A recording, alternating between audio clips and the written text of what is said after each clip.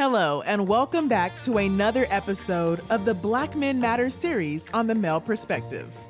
The podcast that's all about dispelling stereotypes and shining a light on the rich and varied experiences of Black men from all around the world. Each episode aims to broaden understanding and foster appreciation for their unique stories that often go unheard.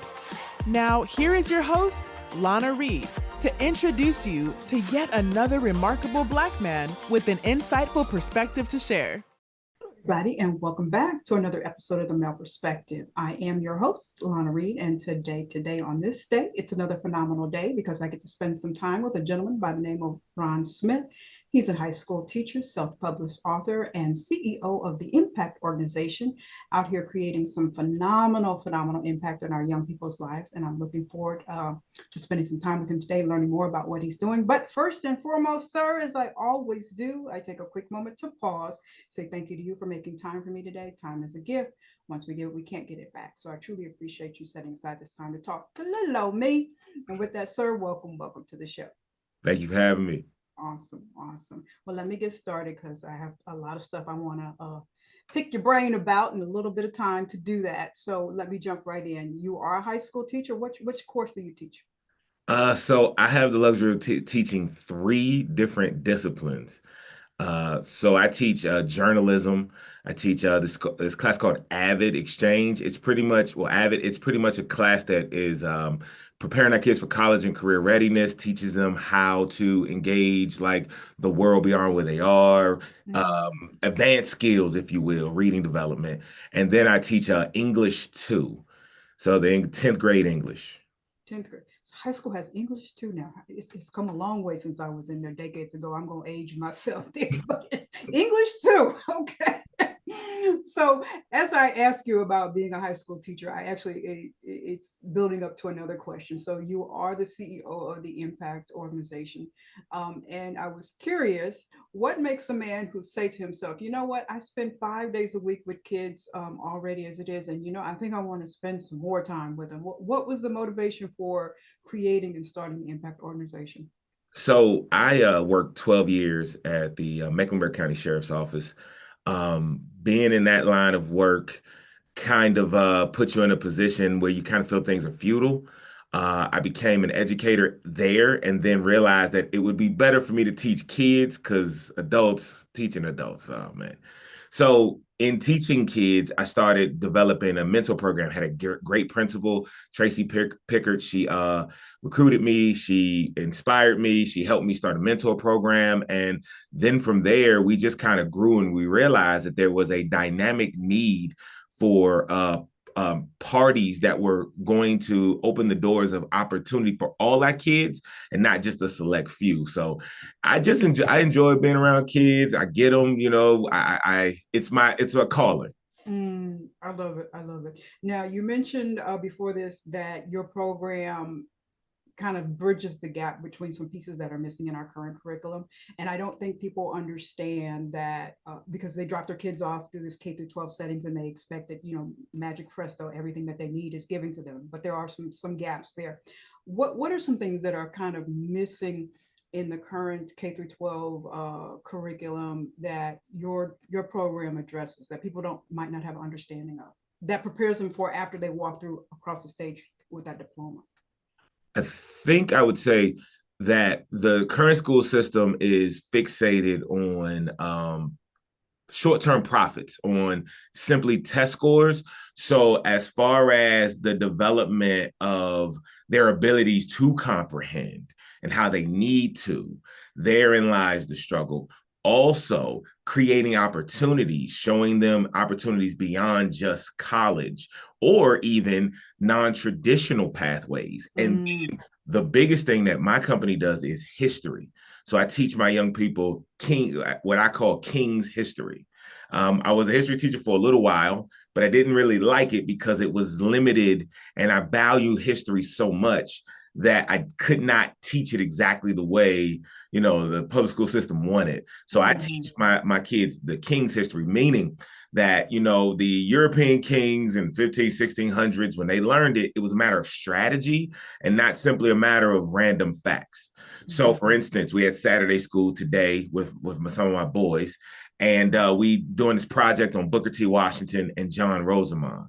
And they start finding out that Booker T. Washington and this other gentleman created 5,000 schools in 880 counties over a 12-year span. So what I do is say, okay, how can we use the life of Booker T. Washington in solving our current problems with us in developing our education? So what that does is it moves it over to a random fact, and it connects our young people to people before. So now they're open to understanding the world beyond them in the past. And like you said, getting those elders, right? Listening to those elders and going back into that. So those are some of the things that we do. Awesome. I love it. And you're in North Carolina, as we were talking earlier. That's my birth state. You just mentioned Booker T. Washington. So I'm going to suggest a field trip for the kids. Right across the border in Virginia is the Booker T. Washington Museum and landmark, and you go visit his school. So hopefully we can get the kids up there to see it and have some impact in their life. So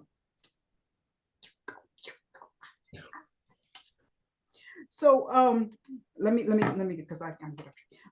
So another issue in K through 12, because I talked to a lot of educators, one of the things that has seemed to shift a lot over the decades is parental involvement. And a child's development is a bunch of moving parts and pieces: educators, the people that are around the family, and the parents. And I'm wondering, why is it that we've seen over the years, or your thoughts about why is it that parents have kind of taken their hands off the steering wheel and put the onus more so on the shoulders of educators? Why do you think that shift has happened? Because this is new for me. I would say that I think one of the biggest things is parents just have to work. They're constantly working. Sometimes you have a lot of single parents, so they're always on the go. Even as if I'm a father of 3 girls and having, bless your heart. Yeah, I know. No gray hair yet? Yeah, a little bit. But having, me and my wife kind of working together, it's such a tight balance to make sure that we're invested. So there's a lot of parents that are they got so much going on trying to make ends meet and figure things out. I would also say another thing, and I'm glad you mentioned this, because one of the things in my program is about parental communication. Every kid that comes into our organization, we develop relationship with their parent, because the school system has a tendency to take the people who have the greatest stake in the development of the kids and separate them. And that would be teachers and parents. Sometimes I'm talking to my kids. For instance, I have a situation where I have a young boy, we're getting him to an electrician program. So what I did was, after I dropped him off after Saturday school, and I called his mom and I said, hey, now he has this opportunity. We need to sign him up. She was like, okay. And I was like, I think that we need to set up a plan for when he graduates, so then that way he can go to the community college and then get his apprenticeship. So having that ability to talk to them and they know, wow, this person really just wants the success of my child, and there's no pressure, right? So, and I'm talking long-winded, but teaching sometimes creates this space where teachers can't really do the thing that they were called to do, and that's improve the lives of the kids. We're just more so improving their test scores. So parental communication is essential, but it's off because of quite a few factors of our modern day. Okay. And your program, you mentioned getting the young man into the program. Are there other components to getting parents involved besides that you guys are doing in your program? I think I saw something like you have check-ins or something like that, right? Yes. So what I do is every month or every 2 months, what we do is we give a call to our kids, just depending on their circumstances. So one of the biggest things, especially when we're dealing with our African American boys and our African American girls, we all lump them into categories, but there's so much diversity. So depending upon where you are and what you need is dependent upon how I check in with your parents. So when we check in, I give them a progress report. I'm asking them how they feel about you, what's going on at home, how they feel like I can be helpful. I'm telling them what I see at school, because I remember my mother telling me all the time that, the people down the street could discipline and you hear that. And my mindset is, okay, well, maybe not so much the discipline to a certain degree, but having those eyes there to say, I know what your kid is doing. I know how they're doing it. I know how they're interacting. And I think we can do this. It's that village mindset. And that's the tagline of our organization it takes a village. So help us make that. It does. It does. And, I think a lot of times in modern times, we're missing that, because I hear a lot of people more so, don't tell me what to do with mine. And, don't, but you're not around all the time. You can't see all the time. And I remember my grandmother, this one up there, she was the eyes of the whole block. She could tell you, oh, Mrs. Johnson, your boy down the street was what, and if we don't have that, we don't know what's going on in our community with our kids. So it's very good to see that. I want to circle back because I just had a thought. You mentioned your previous career was with Mecklenburg uh, County Sheriff's County. Office. One of the things that concerns a lot of parents, especially with our young boys, is when they're in the school system, how they don't end up visiting you in that system. Any tools or tips for parents to not make them encounter these experiences? I am, I know we've been saying it, but just their active involvement, having, especially with a lot of the women that we is in my program with their sons, when we have our little intake sessions, they're constantly saying, hey, listen, my son just needs to be around boys his age, and he needs to be around men so he can see just what he can do and the possibilities of his life. So what I would say is, especially for a lot of single parents, being involved to the point where you can find the programs that your kids can also be involved in, and recognizing that you need help. And one of the things that I do is when we're communicating with parents, it's never a matter of your son is doing this. This is the problem. We always come from a space of, hey, here's how I help. Hey, how can we bridge this gap? What's going on at home? Yeah, I've seen that as well. So it's always solution based. And I find that the more solution based we are with parents, what happens is all of that defensiveness. You're not going to tell me what I'm going to do if mine goes away. And they're like, wait a minute, you actually are asking for the well being of my son or daughter, and not because they're getting in trouble. Mm-hmm, mm-hmm. Listening to you talk, and I don't want you to throw the rest of your fellow educators under the bus, but is your school setting a little unique than what we see on a larger level? Hmm. No, I mean, my school setting is pretty common. The majority, I mean, I would say the majority of teachers are white females. Me being a teacher, especially teaching different disciplines, I find myself in very, very small minority, just two people essentially. Mm-hmm. So we pretty much have two Black male teachers who are actually teachers, as opposed to, unfortunately, what I call security guards. Because a lot of times, Gym teachers, right? yes, they want us to be in there to regulate the discipline, but they don't know how to get more of us to kind of open the doors to the intellectual pathway. So I'm in a position to do the role of five people, because unfortunately the system kind of takes on those stereotypical conditions, and the school looks like what it looks like across America, unfortunately. Mm-hmm, mm-hmm. But you're able to, I mean, especially with impactful organization, your mindset, your beliefs about the abilities and capabilities of the kids that you impact in your classroom, you bring a different element to it that has, I, I guess what I'm hearing from you is not what I often hear on a larger scale in a lot of school systems. It seems like you have a beauty little setup that you're able to impact the kids in your area that we might not see in our other schools. Well, I was blessed. Leaving my job, leaving the sheriff's office, I was off work for about 6 months, and I just had to learn how to deprogram from that aggressive. I was a part of the SWAT unit at the sheriff's office, so I was always trained to go, as they would say. But leaving, going to therapy, collecting my thoughts, realizing what I need to do, and then deciding, you know what, I think I want to go and teach. So I joined a program, I graduated, and then my wife's friend was friends with this principal. And she called me, and we had one of the best interviews I've ever had. And for 3 years, actually, she just empowered me. She started saying, hey, can you start a mentor program? Okay. Hey, I want to help you do this. Hey, let's get a feel. And she was just so focused and driven on our kids that she just allowed me to grow. And I said, hey, I want to start a nonprofit. She said, hey, I want to help. So she started letting me have Saturdays, our Saturday empowerment schools at the school. And so even now that she's gone, she went to a middle school, I've been placed in a position that is uncommon, being able to do these things inside and outside of school. It's a blessing.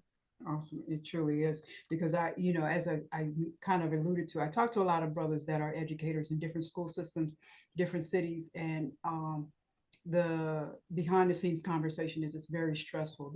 They know what needs to be done, but their hands are tied on a lot of the work that they can do, especially to impact children of color. So it's it's a little bit more stressful, but I'm hearing that you're able to do what needs to be done to create an impact in your area.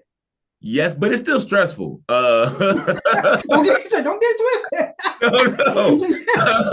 I'm blessed to be able to do it, but it's stressful for an array of reasons. Sometimes I have a situation where, especially when I teach English, it's a state test at the end. So they're very like, we got to get these scores. So sometimes I have to tell my counterparts, you got to slow down. The thing I'm blessed with is I can go get research to suggest why they need to slow down, and that we need to have a learning environment that's conducive to team success, and so doing that, sometimes I can be faced with challenges, but I've learned how to navigate them to be able to maintain what I do. And I'm thankful, this is a weird way to say this, but because there are not a lot of educators, when you have an educator that's doing what I'm doing, it makes the school, it's like, oh, we can't, okay, all right, we'll work with you. So I've been given that opportunity. Okay, I like that, because like I said, keep going back to what's in my mind. I've talked to certain educators, and there's pressure to just pass our kids through. Our kids are graduating not with the skills that they need. It's just a lot of concern. So, I'm just so impressed that you're able to kind of make this impact and do some of the work that you're doing. So that's right. So, one of the things that your program does, and you've mentioned this, you address the emotional needs of children today. And one of the things that we're hearing constantly in school settings, unfortunately, is children have this misunderstanding of their long-term consequences of their actions, right? Conflict resolution. You know, I don't know how old are you, young man? 40. Oh, okay. So I don't know if you did the whole little knock the stick off my shoulder thing, or okay. So we had different ways of handling conflict back in the day, right? But it just seems like, if I think it, I'm going to do it. That's the mindset today. Why are we in the space where kids are struggling with conflict resolution, and how does your program address some of these issues? We are not addressing it correctly because as a whole, our society does not understand mental health. They don't understand what that means.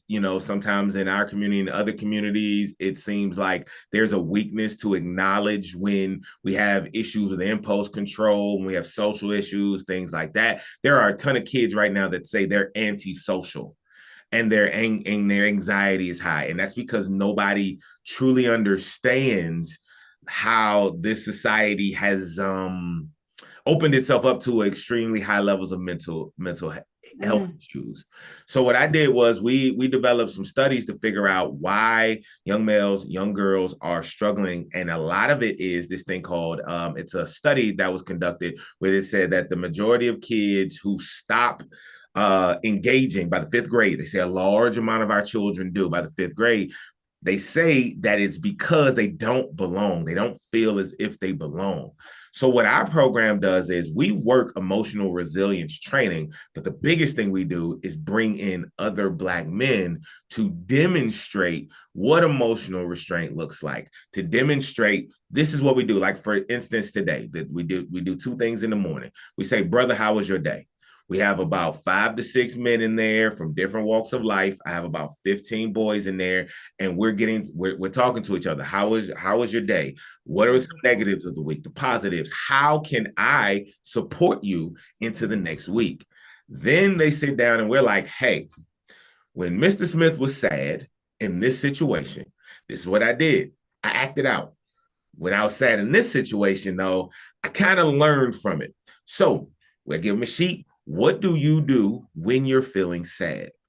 A lot of times it starts off with, I don't really know. So then we go, okay, I'm going to put you in small groups.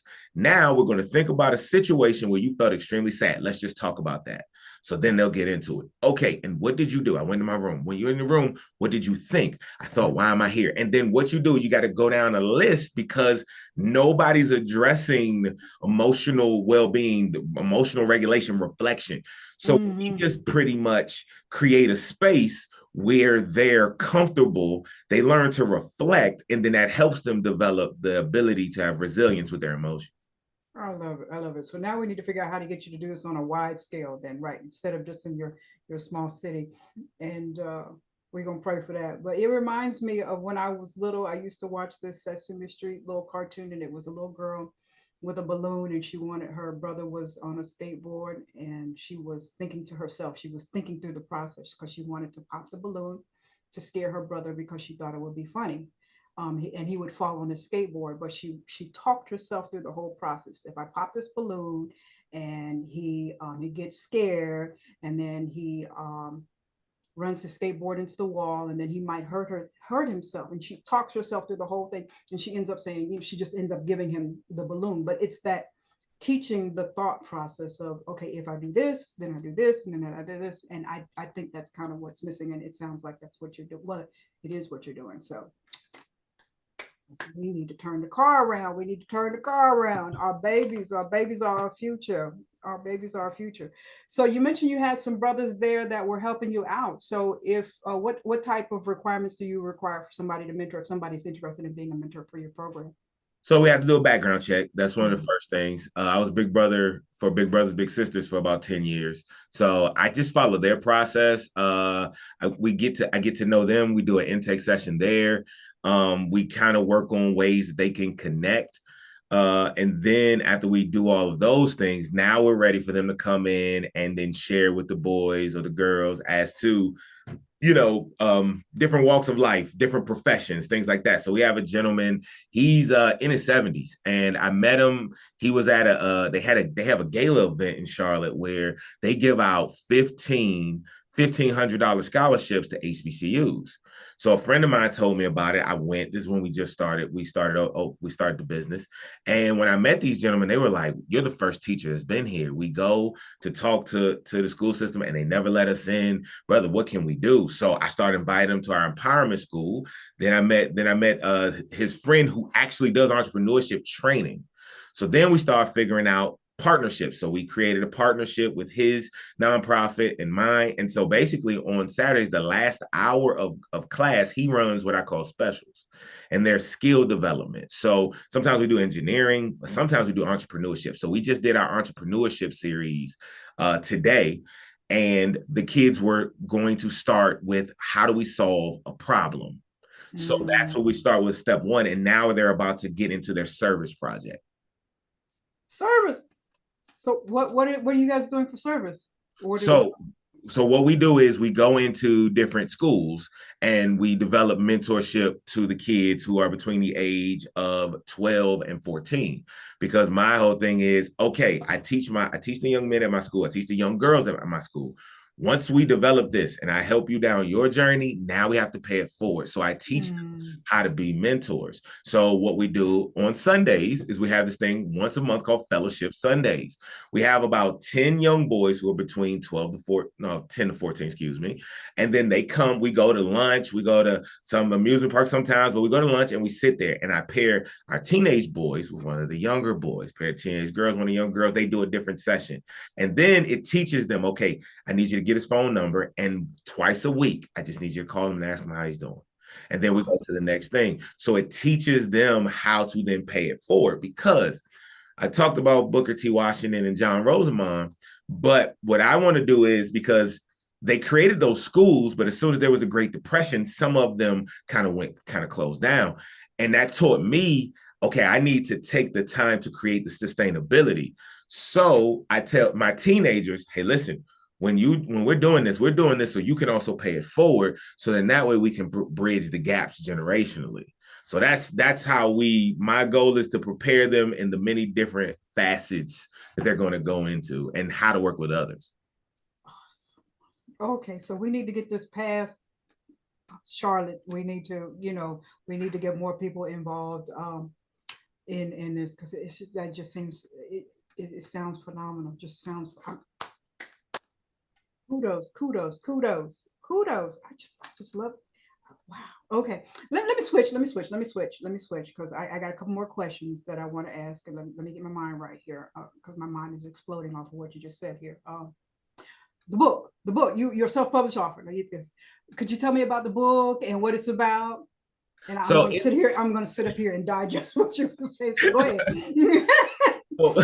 So during the pandemic, having free time, I took a lot of the stuff that I learned, and I have a criminology master's degree, history degree, finance, and I started putting that stuff together. So there's this gentleman who created this book called Freakonomics, where he pretty much looked at the economic dynamics across the country, but he did it in a way that is very different. It's very in the culture. He speaks to stuff. It's funny. So my book, Passive Militancy, takes that influence, and what it does is it compares our society to a giant robot. So the goal is to get people in my age group and younger. I call it Voltron. There's a show that was there. So I explained to them the working parts of this robot and how you have to navigate it. So the head, for instance, is capitalism. And one of the things I say is, you would think the head would be the people in power. No, there are the appendages. So you have the law enforcement piece, which are the legs, and you have the legislator piece, president piece, that are the arms. So the arms get stuff, grab stuff, while the legs move, and it's all moving by the head, which is capitalism. So the whole book is grounded in understanding, African Americans understanding that we came over here first. They just don't tell you that. Mansa Musa's predecessor went to the Americas in the 1300s, right before Mansa Musa became king. So we highlight that. We tell them the value of history, right? The people have a history, they know where they can go. So the book is all about that. Then it goes into different aspects of society. It's a lot of pop culture. I tell jokes, just to try to, because it's a lot to digest. We talk about the sovereign context of power. I think there was I got to remember the name in there because it's been a minute. But what we do is we talk about how the oppressor always has a right to change his mind, that the sovereign will always change things and create heroes that were once villains. And we talk about how Martin Luther King became a hero, although he was a villain. And so the book just presents a key that gets people to understand why there's police brutality, why this is driven, how one of the key concepts is your problems are sold and not solved. Problems don't do anything until the businesses determine they can profit. So that's what the book is about. All right. And you're giving the kids this knowledge as well? Yes. I don't give it, it's heavy, so I take bits and pieces from it, but yes. Okay. All righty, dear. Well, I got one more question before I ask you my random question. And this goes back to you being an educator. And you mentioned this earlier, there is a very small number of brothers who are in this space of being an educator. I think the latest numbers are something like 2% of Mhm. Black men are educators in the United States.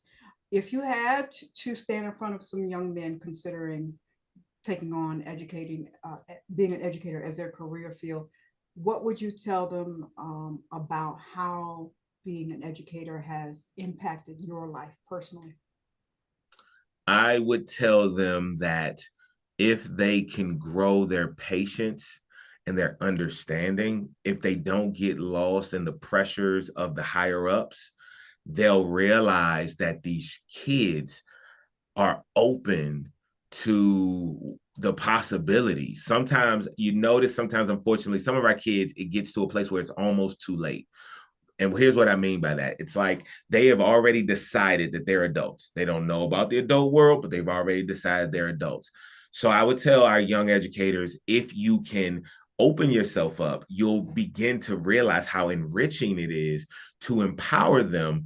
But it is a very delicate space, the educational space, being a minority of it. And it's a space where you have to have strategy. Even when you are a part of a team, if you don't have a strategy, a way to go combat some of the things that you'll experience, it's going to break you down and cause you to leave. I would also say that I would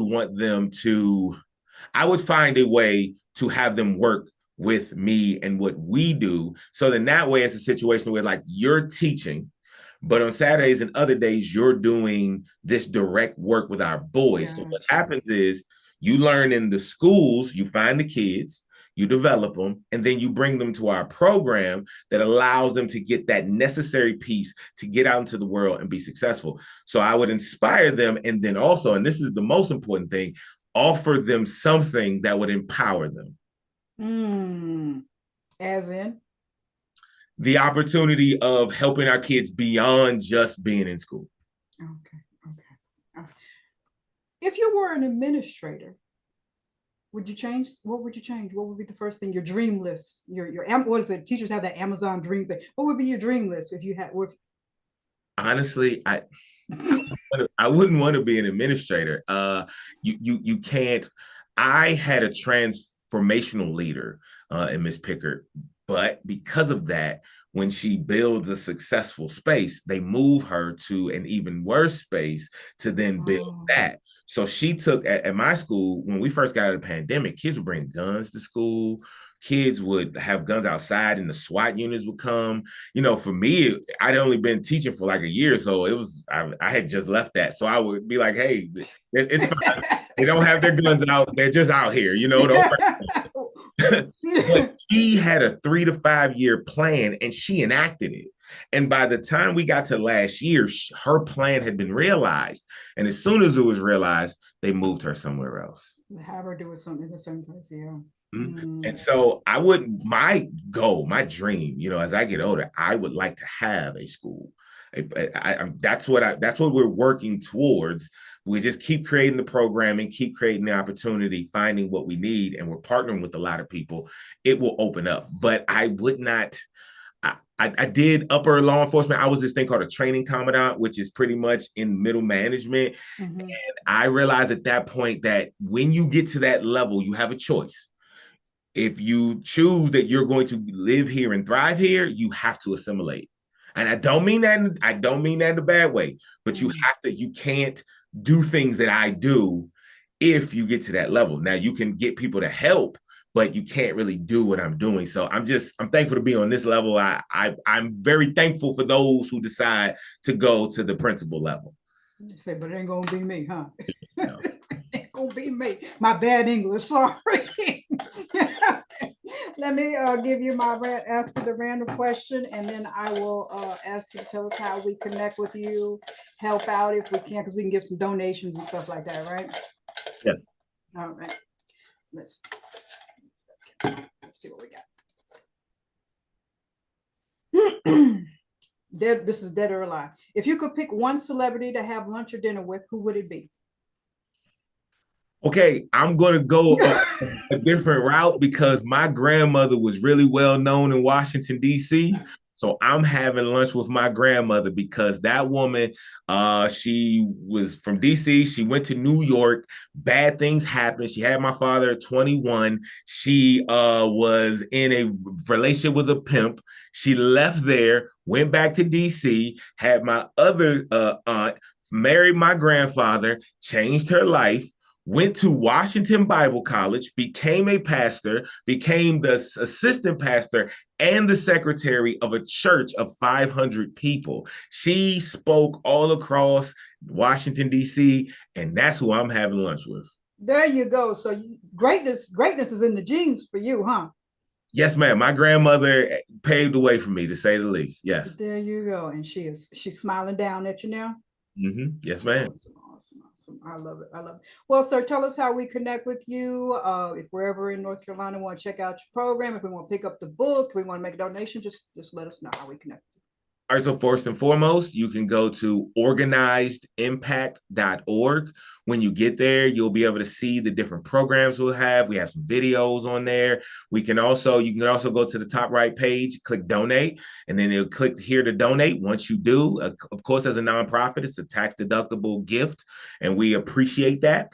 You can go to Amazon for the book, Passive Militancy, How to Navigate This Giant Robot of a World. You can also, if you're in Charlotte, you can go onto our website and email and call and volunteer. So we have many different partners that come in. If you are a gentleman that is engaged in any form of trade, a woman who in any form of business, you can come in. We can volunteer working with our kids.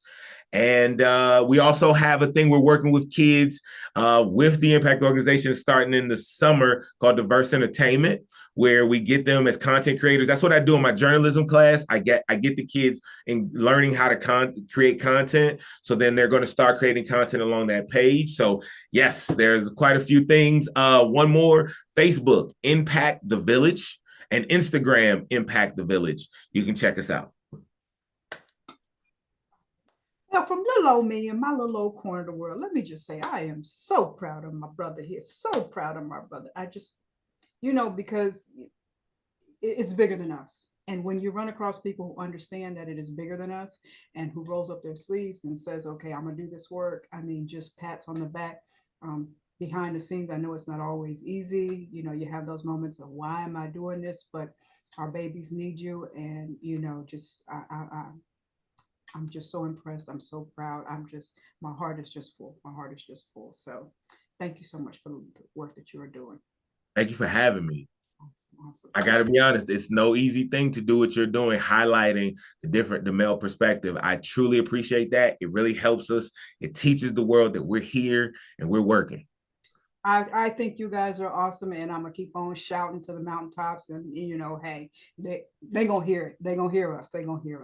So that is all for this week's episode of The Male Perspective. I am your host, Lana Reid, and I will see everybody next time. Thanks for listening to another episode of the Black Men Matter series on The Male Perspective. This podcast is an initiative of Conversations in Color, a 501c3 nonprofit dedicated to uplifting Black voices. Make sure to check out our website, conversationsincolor.org, and be sure to like, share, and subscribe on your favorite podcast platforms. We'll see you on the next episode.